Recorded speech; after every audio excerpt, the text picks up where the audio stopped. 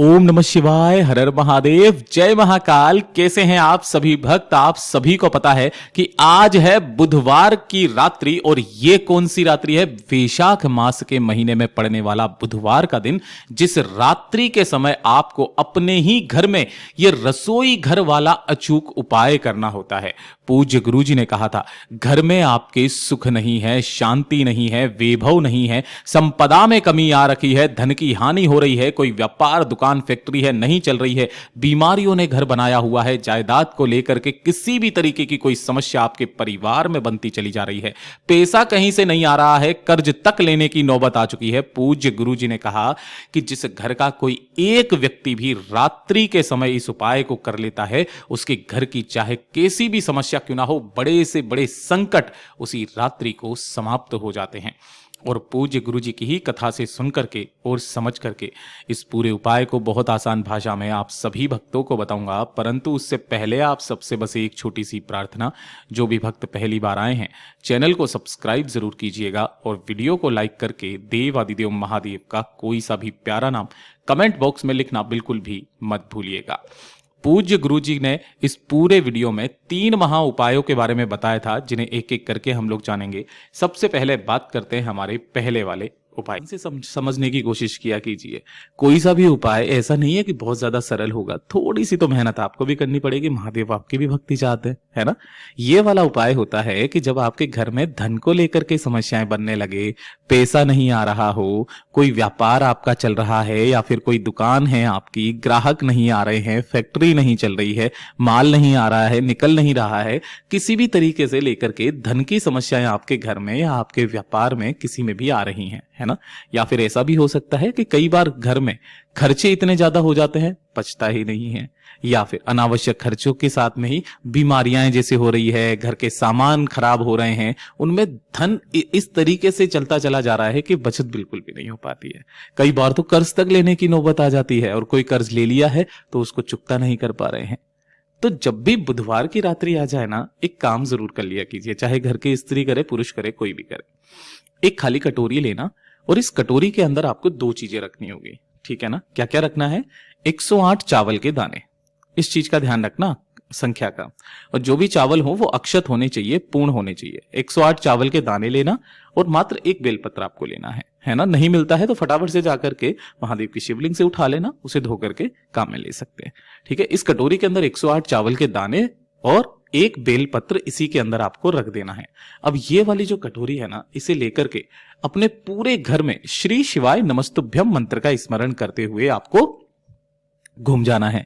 घूम जाने के पश्चात अब इसके 2 स्थान बताए हैं, या तो अपने घर के मंदिर में रख दो, या फिर आपकी घर की जो किचन है, किचन में जो पानी पीने का स्थान होता है, परिंदा, ये आपके पितरों का स्थान होता है, दोनों में से किसी भी स्थान पर इस कटोरी को ले जाकर के यहां पे रख देना, पूरे घर में घुमा करके।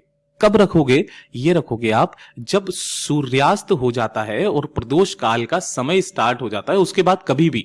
अगर आप रात्रि को वीडियो देख रहे हो, 8 बजे देख रहे हो, 8 बजे रख दो, 9 बजे देख रहे हो, 9 बजे रख दो, कोई दिक्कत नहीं है, किसी भी समय पर रख सकते हैं, ठीक है। और इसी की बगल में, इसी की सम्मुख में एक गोल बाती का दीपक घी का जरूर लगा देना, चाहे आटे का चाहे मिट्टी का, ठीक है। अब ये क्या होगा, बुधवार की रात्रि तो ये पूरा का पूरी रात्रि यहीं पर रखी हुई रहेगी। जब अगला दिन आएगा ना, गुरुवार का दिन, है ना, ये चीज ध्यान रखना, नारायण का दिन, आपको इस कटोरी के अंदर रखे हुए 108 चावल के दाने और एक बेलपत्र को लेना है। दीपक को आप वापस काम में ले सकते हैं। अगर आटे का बनाया है तो किसी बेलपत्र पेड़ के नीचे आपको समर्पित करके आ जाना है। इन दोनों चीजों के साथ में 1 लोटा शुद्ध जल अपने घर का तांबे के कलश में लेकर के आपको महादेव के मंदिर में जाना है, शिवलिंग के पास। फिर आपको जब भी समय मिले ना, आप जा सकते हैं, ठीक है। यहां पर शिवलिंग के पीछे की तरफ आसन लगा करके बैठ जाना, जिससे आपका मुख उत्तर दिशा की तरफ में हो जाएगा। आपको क्या करना है, सबसे पहले जो 1 लोटा शुद्ध जल लिया है उसे कुंदकेश्वर महादेव के नाम से शिवलिंग के ऊपर समर्पित कर देना, श्री शिवाय नमस्तुभ्यम मंत्र का स्मरण करते हुए। और जब यह आपका जल समर्पित हो जाए ना, उसके पश्चात एक बेलपत्र तो अपनी कामना कह करके भोलेनाथ की शिवलिंग पर ऐसे समर्पित करना कि डंडी जलाधारी की तरफ में रहे, बीच वाली पत्ती का भाग आपकी तरफ में रहे, और जो 108 चावल के दाने लिए हैं, उन 108 चावल के दानों को में से थोड़े से चावल के दाने शिवलिंग के इस साइड में, यहां पर, है ना, कटी भाग पर, और कुछ चावल के दाने, मतलब आपको मैं यहां पर इस तरीके से बता देता हूं, कुछ चावल के दाने आपको कटी भाग पर, इस जगह पर अपनी कामना कह करके, और कुछ चावल के दाने इस स्थान पर, कटी भाग पर, मतलब दोनों स्थानों पर आपको रखना है। काफी सारे भक्त क्या कहते हैं, भैया गणेश जी के स्थान पर चढ़ा दो, नहीं कार्तिकेय के स्थान पर चढ़ा दो, नहीं ऐसा नहीं, कटी भाग के पास में थोड़े से चावल के दाने इधर, थोड़े से चावल के दाने इधर चढ़ा देना है अपनी कामना कह करके। अब जब आप ढोक देकर विनती करके वापस आएंगे तो इन दोनों स्थानों पर से थोड़े थोड़े से चावल के दाने, अब कोई जरूरी नहीं है कि आप 7 लो, 11 लो, 21 लो, नहीं, यहां से थोड़े थोड़े से दोनों स्थानों पर से चावल के दाने आपको अपने घर पे लेकर के आने हैं और किसी भी एक लाल कपड़े के अंदर बांध करके अपने घर के मंदिर में रख देना। ये क्या करता है, ये आपके घर में धन को खींचता है। पूज्य गुरु जी का बहुत अद्भुत और अचूक उपाय है, जरूर से कीजिएगा। और ये दूसरे नंबर का जो उपाय है ना, ये होता है किसी भी कार्य सिद्धि को लेकर के। कार्य सिद्धि किस तरीके की, जैसे मान लीजिए कि आपका कोई कार्य है और उस कार्य में अचानक से देरी हो रही है। अब वो देरी किस वजह से हो रही है, या तो कोई ना कोई अड़चन आ रही है या फिर कोई ना कोई बाधा उत्पन्न हो रही है, कार्यों में अचानक से देरी हो रही है। किस तरीके का कार्य हो सकता है, आपके व्यापार में हो रही हो सकता है आपकी नौकरी के अंदर हो रहा हो, ऐसा हो सकता है आपकी शादी के लिए हो रहा हो कि शादी में बात बनते बनते बिगड़ जा रही है। काफी सारे ऐसे काम होते हैं कि हमारे पता ही नहीं चलता है कि क्यों हमारे कार्यों में इतनी ज्यादा बाधाएं आ रही है, अड़चने आ रही है। अब इसके लिए क्या करें, तब गुरुदेव ने कहा था कि जिस भी व्यक्ति के कार्य में इस तरीके की बाधाएं उत्पन्न हो रही है, केवल और केवल बुधवार के दिन का ये अचूक उपाय है। चाहे कैसा भी कार्य हो, वो संपूर्ण होगा ही होगा, है ना। थोड़ा सा कठिन है, थोड़ी सी चीजें आपको ज्यादा लेनी है, लेकिन थोड़ा ध्यान में रखना। एक कलश लेना है आपको, जरूरी नहीं है कि आप तांबे का ही कलश लें, लेकिन ये कैसा लेना है, छोटा कलश लेना है। क्यों लेना है अभी बता देता हूं। छोटा वाला जो आता है ना, छोटा सा, इतना सा, जिसे आपकी श्रद्धा हो, ठीक है, इस तरीके से कलश लेना और इस कलश को पूरा भरना होगा आपको चने की दाल से। इसीलिए मैंने आपको बोला था कि इसको पूरा चने की दाल से भरोगे, छोटा कलश ले लीजिए, कोई दिक्कत नहीं है, ठीक है ना। चने की दाल से आपने इसे पूरा भर लिया है, कुछ इस तरीके से भर लिया। इसी के साथ में आपको यहां पे लेनी होगी 2 गोल सुपारी, जो पूजा वाली सुपारी होती है। एक लेना है आपको मां गौरा के नाम की, एक लेना है भगवान गणेश के नाम की। और ये जो 2 सुपारियां ली है, इन दोनों सुपारियों को इसी कलश के मुख के ऊपर इस तरीके से रखना और लक्ष्मी के तौर पर एक सिक्का, चाहे 1 रुपया, 2 रुपया, 5 रुपया, 10 रुपया, जो आपकी श्रद्धा है, उसे भी आपको इसी कलश के ऊपर इस तरीके से रख देना है, ठीक है ना। अब क्या करना है कि ये जो कलश आपने तैयार किया है, इसे किसी भी एक पीले कपड़े से इसका मुख बांध देना है। एक छोटा सा पीला कपड़ा लेना, कुछ इस तरीके से मैं आपको दिखा देता हूं, ऐसा सूती कपड़ा, ठीक है ना।